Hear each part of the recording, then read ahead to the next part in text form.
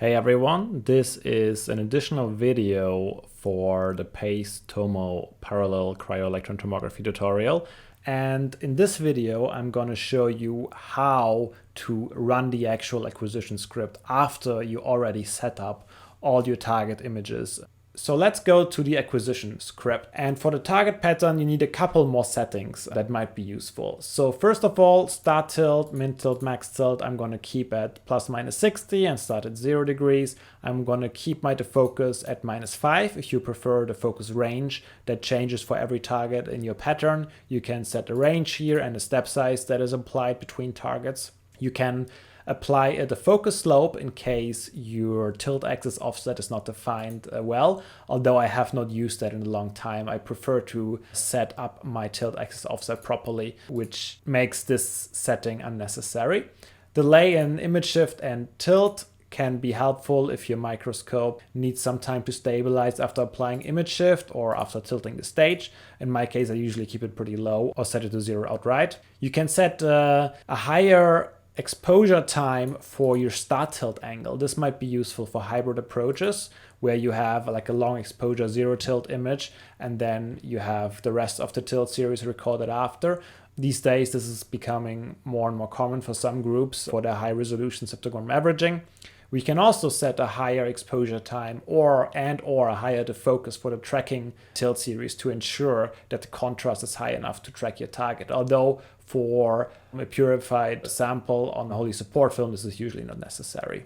The geometry settings are hard to say because you will have different positions you run the script on. So just keep it at 0 and use some other feature I'm going to explain in a second. Okay, here now we come to the Holey support settings. We want to, of course, set the target pattern to true. We also want to set the align to P to true. And these next two settings are important when you want to cover spots over the whole grid, or especially if you have larger target patterns. So the first one is the refine vector function. And that basically does the same thing that you do throughout the select targets script. And that is to refine the holes by realigning them to the hole reference to refine the grid of vectors.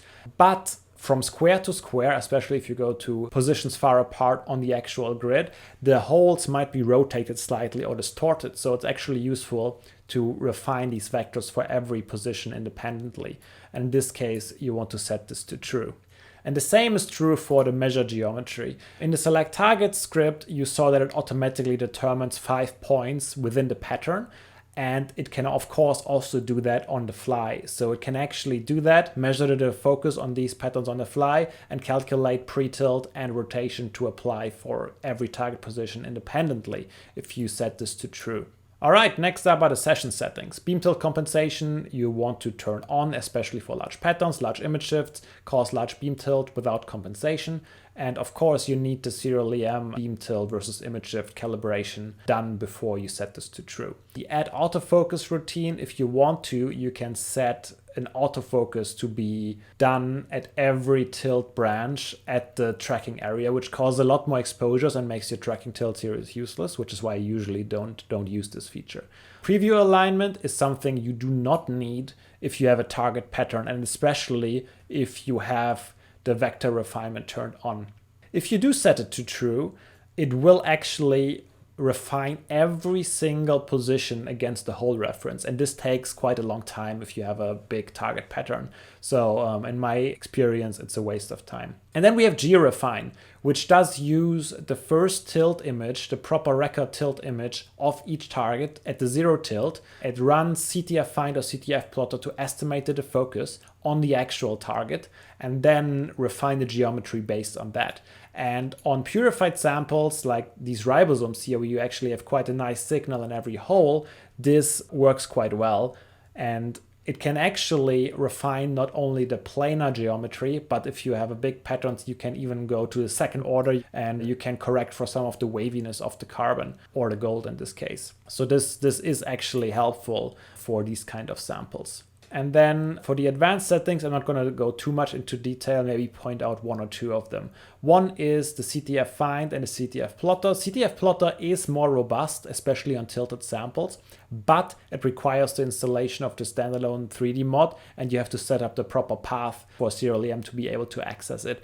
And it is a couple of seconds slower, so you have to add a few seconds at every single position, at every single image, and this adds up. David Mastrona, the developer of Serial EM, will probably work on improving the performance of CTF plotter on the fly a bit, so this might improve in the future, but right now it's actually quite a time sink and not really necessary for PACE-tomo. All the other settings can usually stay unchanged here. And with that, let's give it a run. So as I mentioned previously, if you just want to run PACE-tomo on a single target, you just select the target and run the script. If you want to run it on all the copied positions, you can go to the navigator and do the acquire at items routine and just run the script PACE-tomo. No need for any of the other additional options here. The only thing I do is I do run the refine ZLP after every PACE-tomo run, because the slit does move a couple of EVs over a few hours. And if you have something like a ridiculous 11 by 11 pattern, which is a 120 tilt series, one run is actually 9 hours. So it is quite useful to center your slit after 9 hours, I would say, depending, of course, on your microscope setup. All right, in this case, I'll just run it like this and we'll see what happens. We do not want to save the log window. Okay, so here we can see it actually saved all the vectors, and that's important for the refine vector routine. If it doesn't have the vectors, it doesn't know how to refine them. Okay, here we go. The measuring geometry routine found actually a pre-tilt of the sample support of about -4 degrees and a rotation of about -20 degrees. And now it tries to compensate for it.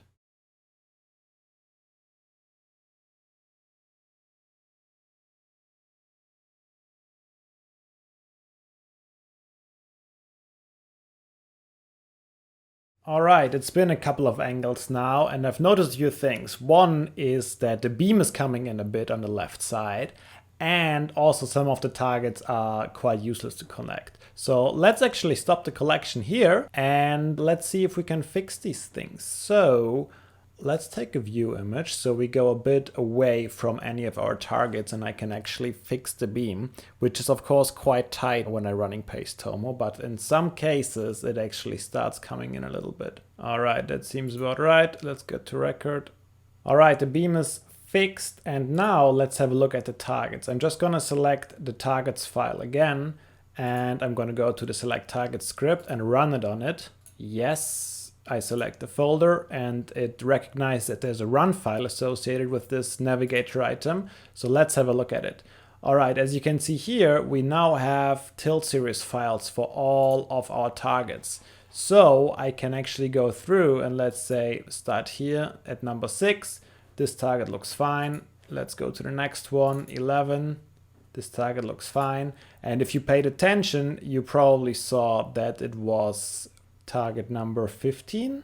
Where's target number 15? This one here. Yes, this is the one that is problematic. We have a slit here. So we are simply gonna right click that. We're gonna skip that. And there's probably some other ones that have some junk on it or that are not useful. All right, here we got another one with a crack. So let's skip target number 9.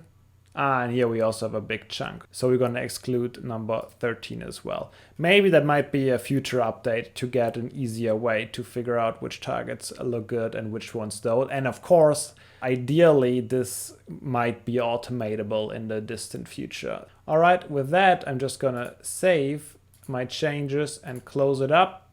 And then we're going to go back to our target file and we're going to run PACE-tomo again on it, and it recognizes that there is recovery data. Yes, we do. Oh, but yeah, I forgot again, we still get an open file. This actually causes trouble with Serial EM opening it. So let's run it again. Yes, and we did apply a bit of image shift, but we did not move the stage. So we should be fine moving on from where we were. And here we go. And as you can see, the beam is gone and everything is looking good.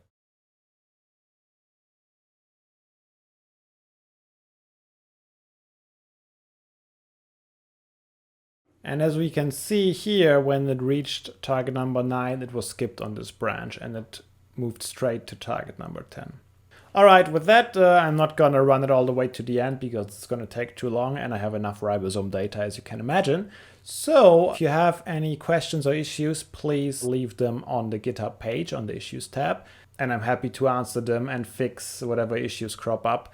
And of course, I'm also happy to hear any feature requests or suggestions for improvement. And with that, yeah, good luck for your own run, and thank you for giving PACE-tomo a shot. Bye-bye.